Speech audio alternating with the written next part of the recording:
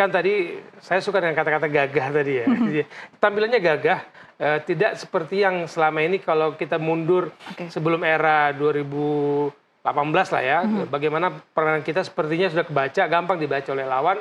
Saya pikir yang ini yang agak berbeda dan variasi permainan, tactical game, dan bagaimana game plan diatur oleh Sintayong bisa diterapkan di lapangan. Itu yang bikin pembeda kemarin. Oke, apa yang membuat beda itu, Bung? Dari permainan-permainan sebelumnya bertemu dengan Qatar, bertemu dengan Australia, itu apa yang membuat beda ini? Sehingga hasil yang dicapai oleh timnas ini maksimal di situ? Jujur bahwa ketika pertandingan mau dimulai, saya tuh menyangka pertandingan itu akan bermain speed tinggi, cepat. Kita sering sekali akan lepaskan bola ke daerah permainan lawan, seperti kita menghadapi Qatar, yang menurut saya kita nggak pantas kalah. Kemudian kita ketika menghadapi Australia, babak pertama kita adu jual beli serangan, babak kedua kita compact defense, bertahan dengan sangat baik, dan saya pikir ini akan terjadi lagi nih lawan Yordania. Saya pikir pelatih Yordania juga akan menyangka Indonesia akan main cepat lagi. Ternyata kita main lebih sabar dan bergeraknya itu seperti ini ya. Kalau saya membedakan satu mata rantai, kalau ditarik semua ikut ketarik. Bayangkan Rizky Ridho, Ferrari itu sering ada dalam kotak penalti lawan, padahal mereka ada jangkar di pertahanan kita. Semua menyerang, semua bertahan, itu yang membuat pembeda kemarin. Pembeda permainan. Nah, kalau kita melihat dari pemain yang diturunkan Yordania, ini adalah pemain lapis 2 ini, Bung. Apakah kita tetap harus bereuforia dengan pencapaian itu atau bagaimana, Bung? Ini yang harus ya, kita sebagai pencinta sepak bola mensyukuri kemenangan, tapi jangan larut dalam mabuk pujian. Apalagi pemain kita, ya dulu-dulu kan kalau saya selalu mengatakan selesai pertandingan kemenangan, rayakan, setelah itu ya jangan sampai berkelanjutan. Karena kalau udah mabuk pujian, tactical game berikutnya udah nggak akan kena, pasti euforianya masih euforia yang kemarin, padahal lawan udah berbeda. Lawan Qatar, lawan Australia, lawan Yordan itu sangat berbeda ketika kita nanti entah menghadapi Jepang atau Korea, itu jauh berbeda gaya bermainannya. Jadi euforia selesai. Artinya permainan yang kemarin ketemu dengan Yordania belum tentu dipermainkan juga gayanya dengan nanti bertemu dengan Korea, kan bertemu dengan Jepang ya? Saya nggak yakin kalau kita main dengan gaya yang sama, ini Korea dan Jepang juga jauh lebih berpengalaman dalam turnamen U23. Dan bagaimana kalau kita bermain dengan gaya yang sama dan dibaca, apakah kemudian dengan ya kita berharap Nathan bisa pulang lagi dari Belanda, main buat kita lagi. Tapi dengan komposisi yang berbeda lagi nanti kemungkinan Justin Hubner dan Ivar Jenner yang di tengah pasti berbeda lagi kayak pemainnya, Mbak. Berbeda lagi ya, jadi STI ini harus membaca ya trik apa yang harus dimainkan. Bung, kita akan melihat ini formasi yang kemarin Indonesia dengan Australia. Apakah formasi ini sudah tepat, Bung, untuk nanti bertemu dengan siapa nih selanjutnya lawannya? Korea atau Jepang. Kan kejutannya adalah sejak STY menangani kita akhir tahun 2019 dan kemudian 2020 mulai ini selalu ada formasi kejutan, dan yang kejutan di Australia kan Stroyer bisa jadi starter dengan gaya bermain yang berbeda. Kalau di tengahnya kita paham. Lalu Nathan ditempatkan sebagai pengganti Ivar Jenner bersama Ferdinand. Di sini yang formasi-formasi yang orang menyangka mudah membaca Sintayong, enggak juga. Kita yang ngikutin Sintayong nggak bisa baca juga. Artinya Sintayong di sini membuat teka-teki informasi itu ya, Bung ya. Betul.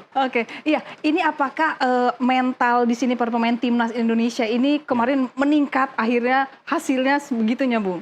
Ada perubahan di situ nggak? Rasa percaya diri yang mempengaruhi hasil? Tepat sekali, Mbak. Sorotannya di mental. Kita tidak lagi inferior. Tadi saya bicara dengan pelatih Coach Aji Santoso. Kita ngurus 10 tahun lagi, 10 tahun lalu. Lawan Thailand, kita inferior, Mbak. Lawan Vietnam 5 tahun terakhir, kita inferior. Sekarang nggak ada tuh, mari Qatar, mari Australia, mari siapapun, kita tidak lagi inferior. Dan itu perubahan itu, kata tadi, mental kita berubah dalam 5 tahun terakhir. Apa kesiapan mental itu yang harus tetap terjaga untuk, karena ini masih banyak lagi yang tantangannya lebih besar. Apa, Bung, menurut pandangan Bung? Saya pikir fokus ke dalam permainan target. Karena kalau PSSI memberikan target perempat final, saya pingin tiket Olimpiade dari sini. Tiket Olimpiade, ngapain tanggung gitu kan. Nah, tapi fokus aja, step by step, pertandingan ke pertandingan. Jadi kalau tadi apa kuncinya mental sudah kita katakan, fisik sudah membaik. Nah, kemudian ketiga bagi saya adalah kemampuan mengembangkan tactical game yang berbeda di setiap pertandingan. Tidak mudah, saya yakin, tapi ya kita berharap Sintayong dan tim pelatihnya. Target Olimpiade ya? Target Olimpiade, ngapain tanggung-tanggung? Nggak tanggung-tanggung, oke, kita harapkan. Nah, formasi yang dipakai oleh STY pada kemarin ketemu Yordania yaitu 3-4-2-1. Apakah sudah tepat, Bung? Kembali saya katakan, ketika menghadapi Qatar, menghadapi Australia, STY punya pilihan strategi yang membuat tim ini cocok untuk lawan yang dihadapi. Lawan Yordania dikasih kejutan lagi. Kita berharap mungkin Schroeder main lagi. Enggak juga, dia ganti lagi gitu.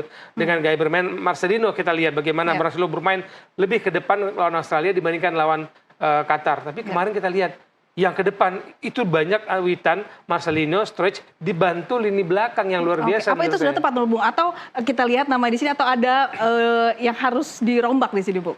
Ya ini ketika formasi Yordania, kita jangan lupa Yordania dalam 2 pertandingan itu melemparkan bola silang itu banyak sekali. 23 mereka bisa melepaskan umpan silang ke pertahanan Qatar. Sementara waktu kita menghadapi Australia, kita menerima bola silang crossing itu 30 kali.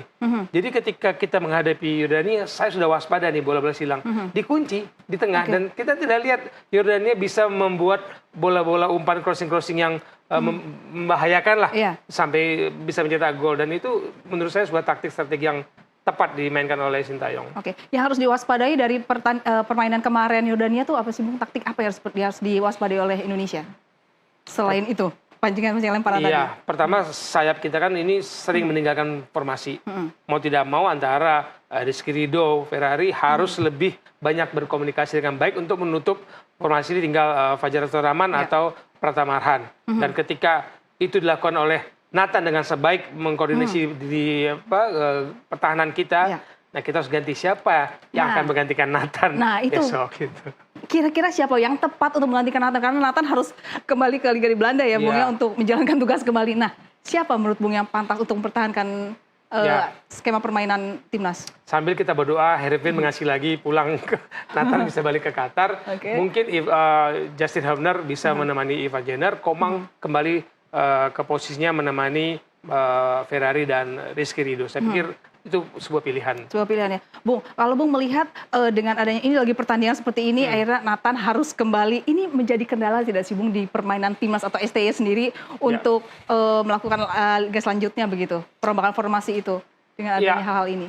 Harapan saya narasi yang diciptakan oleh media kita, media sosial kita, jangan terlalu fokus ke 1-2 pemain. Kemudian ketika kita seolah-olah ditinggal Nathan, ini berantakan. Nggak boleh. Narasinya harus diciptakan bahwa pergi, 2-3 orang akan siap mengganti posisi. Karena apa? Ini tim, kita ngomong tim sepak bola. Kita tidak tergantung pada 1-2 orang. Meskipun ya saya mengatakan kalau nggak ada si A, pasti akan keteteran si B, si B. Ya, kita percaya sama tim pelatih. Mereka akan mencari solusinya. Seperti apa solusinya? Bung, ini antara Korea dan Jepang lagi berjalan dan sudah 1-0. Bung, 1-0 Korea di Korea. Nah, bagaimana, Bung? Apakah sudah sesuai prediksi, Bung? Ya sebenarnya jujur saya yang berharap ketemunya Korea sebagai berharap ketemu Korea. Nanti kita akan bahas di segmen selanjutnya kenapa Bung menilai bahwa Indonesia ini sebenarnya amannya ketemu Korea. Nanti kita akan bahas tetap di NTV Sport.